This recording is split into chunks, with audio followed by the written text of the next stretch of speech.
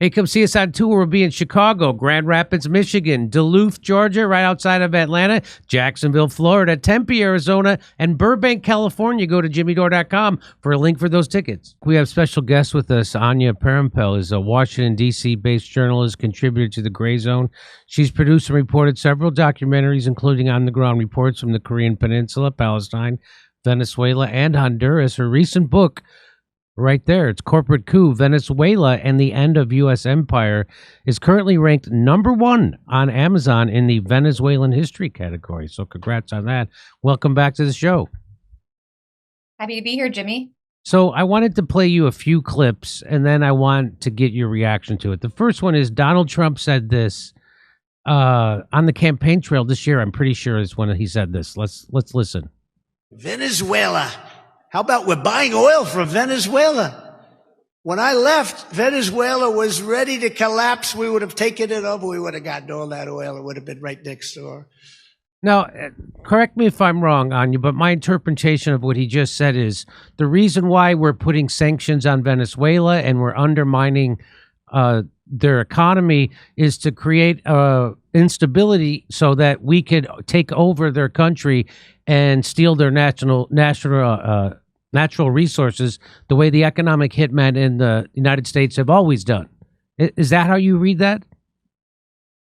Absolutely. And it's even come out now in the Washington Post this past week that the Trump administration was warned by Treasury officials and other experts that if they continued with the sanctions package that they unleashed in 2019, that it would inflame a migrant crisis and further destabilize the country. And John Bolton actually went on the record in that article claiming that he thought that was a plus to the regime change gambit because it would put more pressure on the government in Venezuela. So that's pretty cynical, in my opinion, considering that the border and migrants are one of the main campaign issues that Trump has harped on, kind of just blaming it all on Biden. But yeah, Biden did issue temporary protected status for Venezuelan migrants, which attracted them here. But the demolition of Venezuela's economy absolutely occurred under Obama and then Trump. And Bolton himself crafted many of those sanctions packages, actually fought with Steve Mnuchin, the Treasury Secretary, to get them pushed through. And at the time, openly admitted, yes, we would love to get U.S. companies back in there to exploit Venezuelan oil.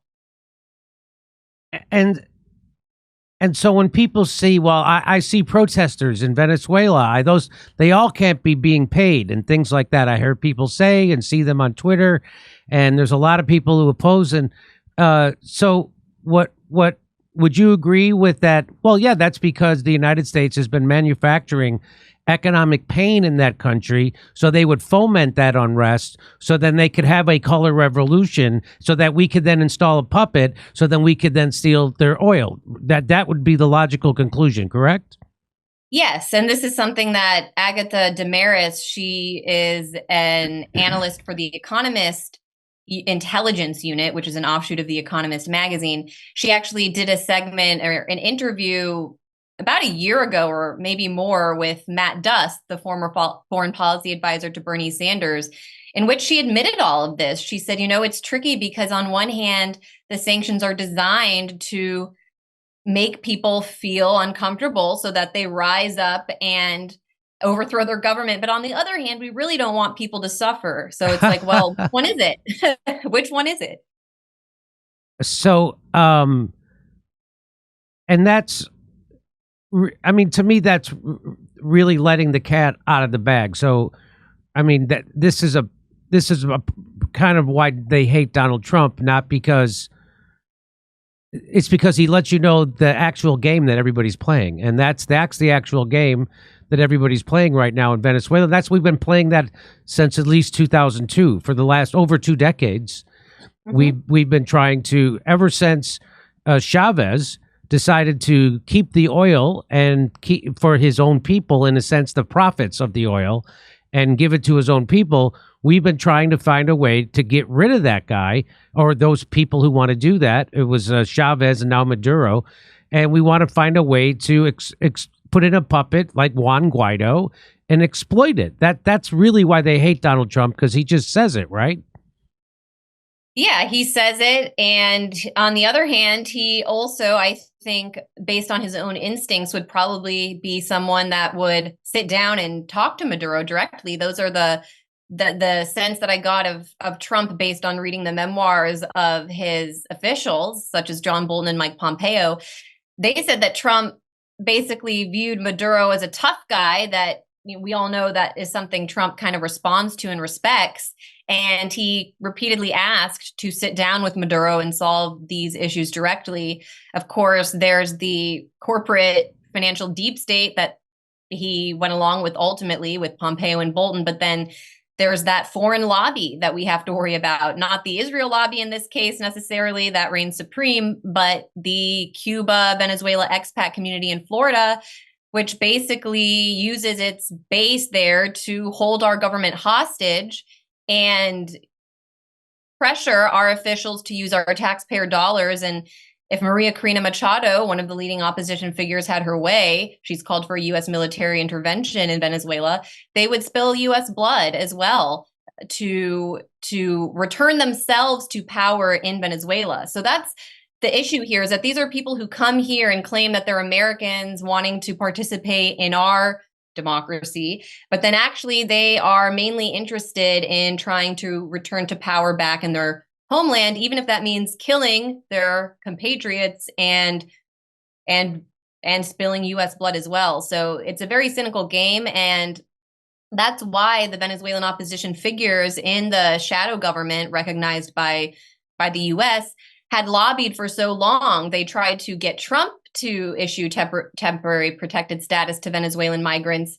He resisted. Biden did that. But the goal was to bring even more people here so that they could weaponize them against our system and say, look, they're voting now here in Florida or New York and wherever. And now you have to pander to this base that in order to have a voice here is saying we need regime change back home, and oh, I was oppressed. I mean, you're creating an incentive even for people to come here and just to talk about how they were mistreated, or make up stories in order to get asylum and status when you're giving them that kind of benefit through the immigration system. Venezuelans who come here are able to work without a green card and are fast-tracked to citizenship thanks to the Biden administration. And they're here in the first place thanks to the sanctions that was put on by the Donald Trump. So this is really a bipartisan screwing of not only Venezuela, but our immigration policy. Yeah, it screws the U.S. worker, too, at the end of the day. It seems that no one cares about the American people that are here, and no one cares about the Venezuelans that are at home. It's a nasty policy. And actually, the Venezuelan government has an official policy to repatriate their citizens, because in many cases, thousands of people left and went to Colombia and Peru and Argentina, Chile, and found out, oh, I thought I lived in a socialist hellhole, but it turns out these capitalist paradises in Latin America aren't so great either. And so the Venezuelan government, with the cooperation of those other governments, actually has chartered planes to bring back hundreds, almost thousands of Venezuelan migrants from Latin America back to Venezuela because they actually wanted to go home. And I recently did an interview event with the current Venezuelan foreign minister, Iban Gil, in New York. And he said his government, because the Biden administration refuses to recognize its legitimacy, has been unable to implement a similar program in the United States, which the government would actually like to try to do, give people the opportunity to return. Can you imagine that the Venezuelan government would actually like to give some people the chance to return, and not to mention the fact that they don't have an embassy here. Because of this recognition of a shadow government, there's no functioning Venezuelan consulate. The embassy in DC sits completely empty. So people come here as migrants, and then they don't even have a way to get services from their country to get visas or anything that has to do with going back home. So it's a pretty dark picture at the moment. So if you are a conservative voter or a voter who votes on the idea of immigration, you should be upset at Donald Trump for what he just said. You should be upset at him for imposing sanctions on Venezuela and destabilizing that country. because that led to somewhere around 7 million Venezuelans leaving Venezuela, and most of them coming to the United States. Yep. And there's just not a good option, because then on the other hand, you have the Biden administration that openly encourages this migration. Trump maybe does it more subtly by overseeing the controlled demolition of the economy, but still running a hard line on the border. Still people came, but not as much. So it is this symbiotic relationship between the Democrat and Republican Party. Yes. So I want to play you one more. Here's Donald Trump talking about Syria. What was the big goal in Syria? We're keeping the oil. We have the oil. The oil is secure. We left troops behind only for the oil.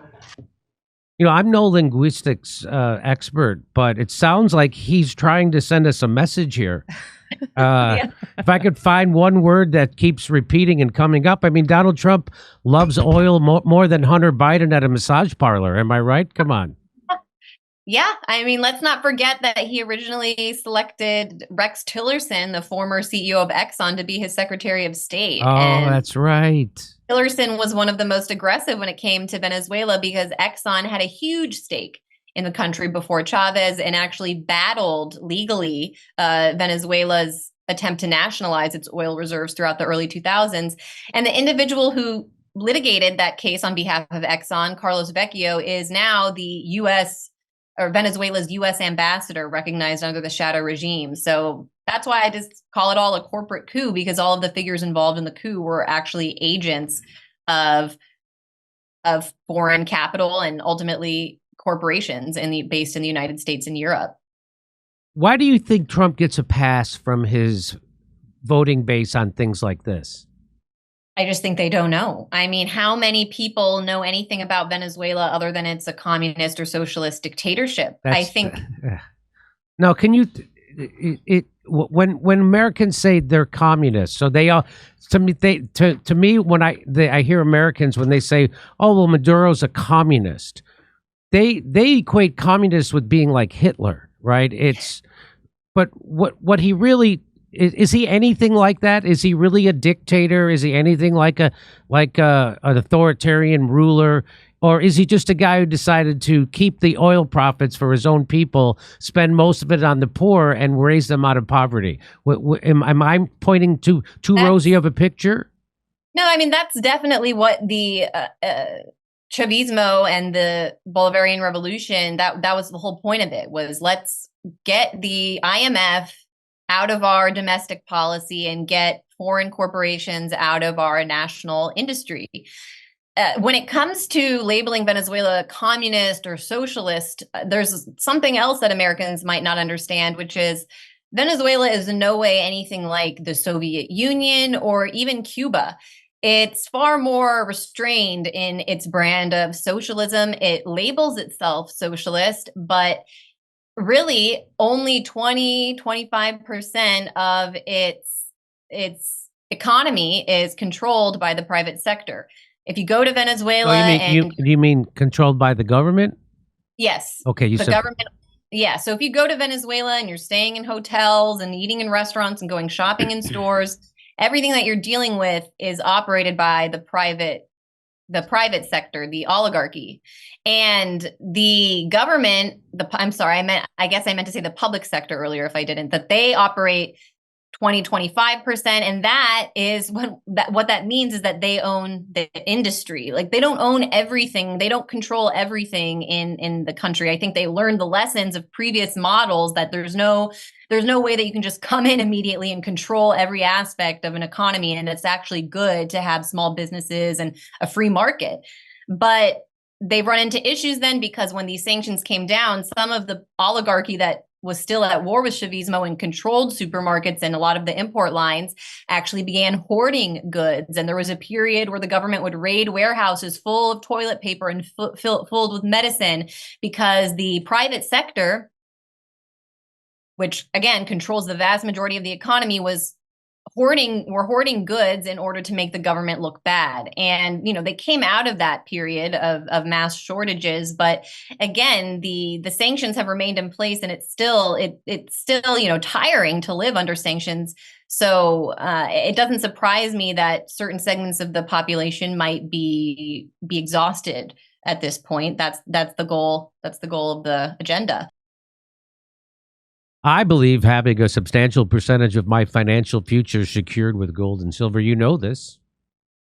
That's why I decided to partner with our sponsor, Colonial Metals Group. They helped me set up a safe and secured self-directed IRA where I have access to my assets no matter what the stock market or, for that matter, what the government's doing.